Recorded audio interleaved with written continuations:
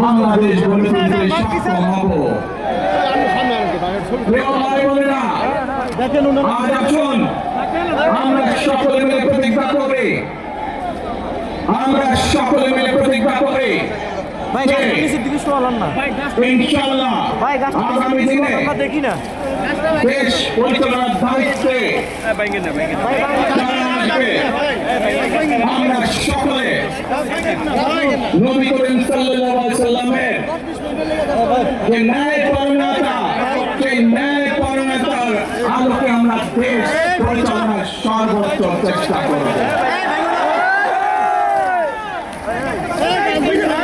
ভাই বোনেরা, আজ আপনারা জানেন